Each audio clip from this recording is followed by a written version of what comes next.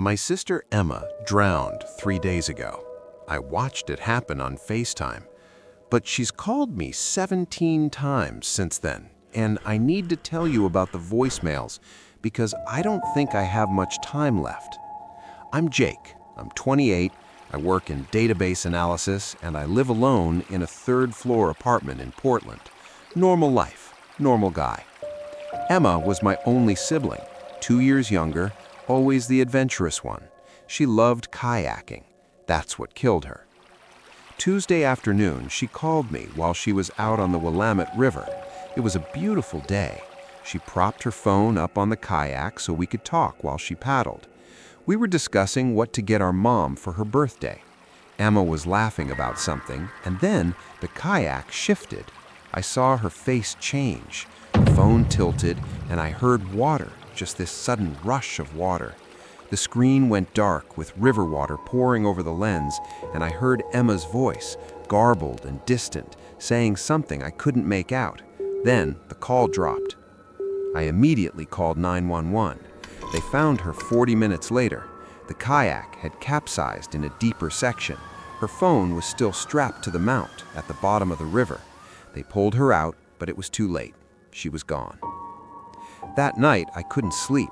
I kept hearing that sound, the water rushing in. I was on the couch around 2 in the morning when my phone buzzed, a voicemail notification from Emma. I stared at it for probably 5 minutes before I listened to it. My hands were shaking. When I pressed play, I heard her voice, clear as day. "Hey Jake, it's me. Just wanted to check in. Call me back when you get this." Just normal, like nothing had happened, like she was still alive.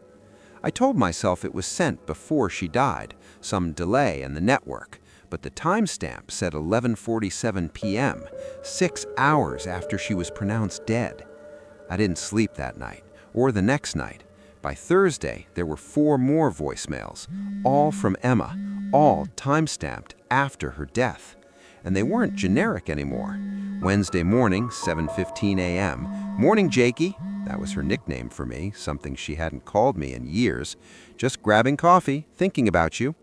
Thursday, 1 p.m., "Lunch break, wish you were here."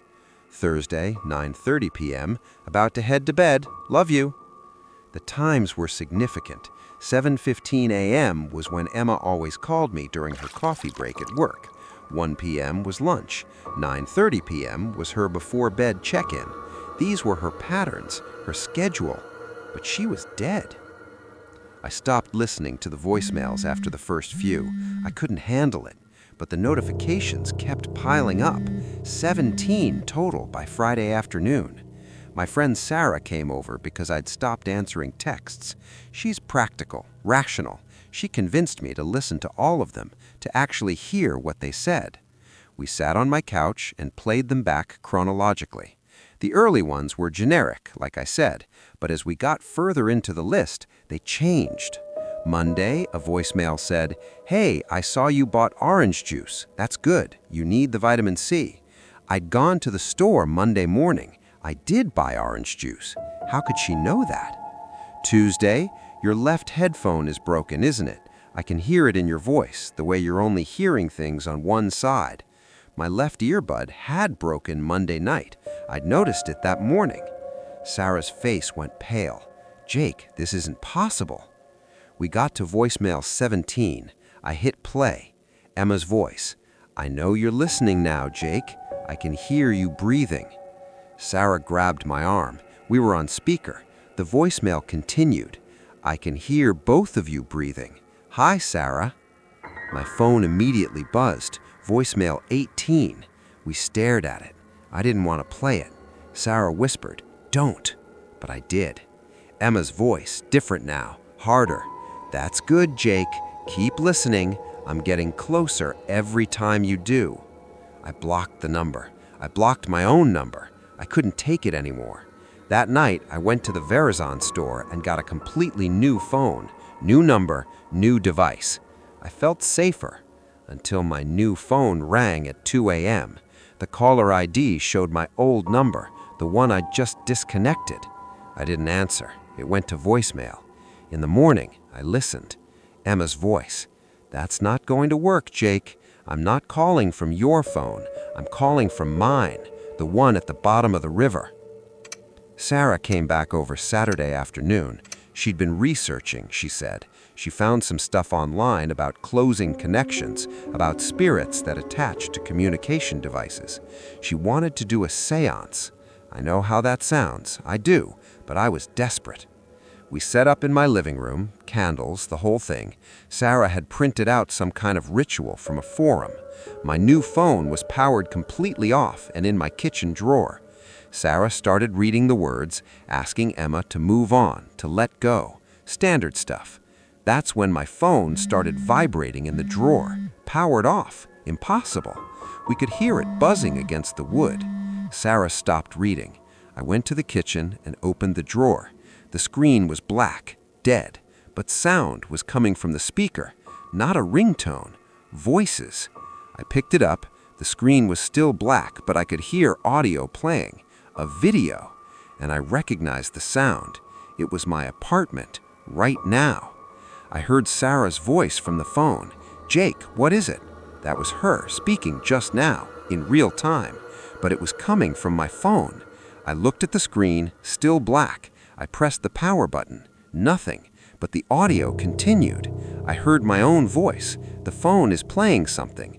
I hadn't said that out loud yet, but then I did. I said exactly that. Sarah grabbed the phone from me. The screen flickered and came on, not the lock screen. A video, playing live. It showed my living room from the phone's perspective. We could see ourselves on the screen, me and Sarah standing in my kitchen, looking at the phone. And behind Sarah, in the doorframe to the living room, a third person, a woman, soaking wet, dark hair plastered to her face. Emma. But when I spun around, no one was there.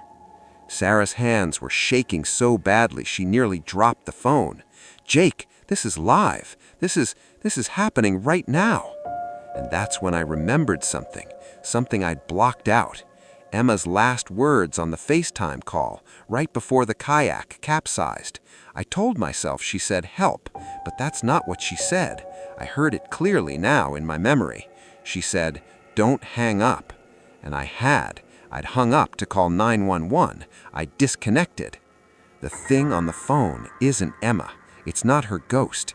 It's something that was waiting for the signal to cut, something that needed the line to go dead.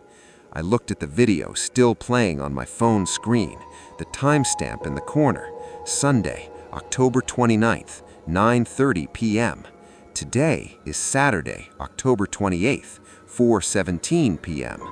The voicemails aren't from the past, they're from the future. They're time-stamped ahead, every single one. I went back and checked. Voicemail 1, 6 hours ahead. Voicemail 2, 12 hours ahead. Each one further and further forward. Voicemail 18 was time-stamped 48 hours ahead. I've been listening to my own death, narrated by my sister's voice. Each voicemail is a countdown, a preview of what's going to happen. Sarah left. She wanted me to leave with her, but I can't explain why I didn't go. My legs wouldn't move. Something kept me here. I'm recording this now because I need someone to know what happened. The final voicemail, the one that arrived this morning, number 19, shouldn't be delivered until tomorrow night, Sunday, 9:30 p.m., but it just started playing, without me touching the phone, without me opening it. The screen is black, but I can hear Emma's voice, clear as anything. "Jake, if you're hearing this, I'm sorry. It got me on Tuesday. It'll get you on Sunday, 9:30 p.m. It's already there with you. It's been there since you hung up. It's been watching you listen to every voicemail, getting closer every time you do. And now it's close enough." I can hear something breathing behind me. I don't want to turn around, but I can feel it. It's wet. It smells like river water. My phone just vibrated.